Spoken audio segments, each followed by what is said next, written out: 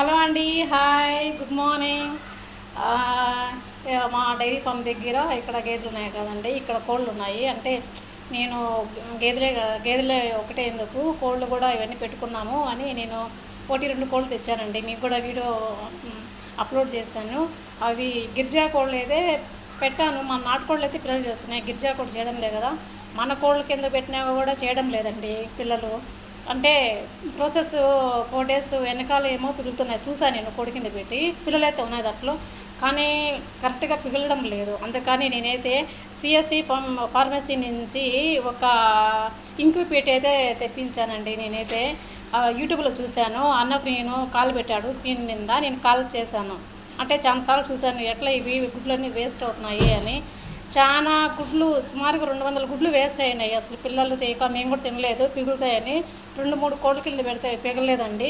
నేనైతే CNC pharmacy నుంచి ఆ అన్న నెంబర్ తీసుకుని కాల్ చేయడం జరిగింది. నేను కాల్ చేశాను, ఆయన స్పందించి ఇంక్యుబేటర్స్ ఉన్నాయంటే వాళ్ళది కూడా ఇంక్యుబేటర్స్ 2 ఇయర్స్ 3 ఇయర్స్ నుంచేమో స్టార్ట్ చేశారంట మదనపల్లి దగ్గర. నేను అక్కడి నుంచి అయితే నేనైతే ఇంక్యుబేటర్ అయితే తెప్పించానండి. చూడండి, నేనైతే మనకు ఫస్ట్ కదా తెలియదు, ఫస్ట్ టైం కదా తెలియదండి. నేను ఆ మెకానిక్ను ఎలక్ట్రానిక్ను పిల్లలకి నేనైతే అంత నీట్గా రెడీ చేశాను. చూడండి, చూద్దాం. దేవుడి దయ వల్ల మీ ఆశీర్వాదాలు ఉంటే నీట్గా ఈ ప్రాసెస్ నుంచి కరెక్ట్గా సక్సెస్ కావాలని మనస్ఫూర్తిగా కోరుకుంటున్నానండి.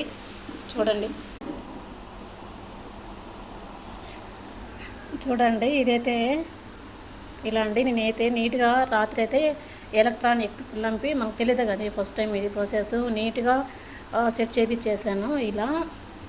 ఇప్పుడైతే ఈరోజు శుక్రవారం కదండి, స్టార్ట్ చేద్దామని మంచిగా పూజ చేసి చూడండి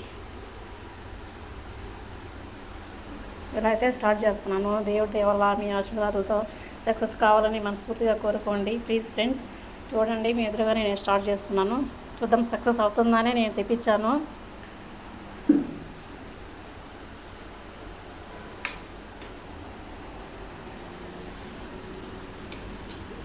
చూడండి ఇలా అయితే ఇప్పుడైతే స్టార్ట్ చేశాను. చూడండి, ఇంకా ఉన్నాయి, ఎగ్స్ పెడతానండి.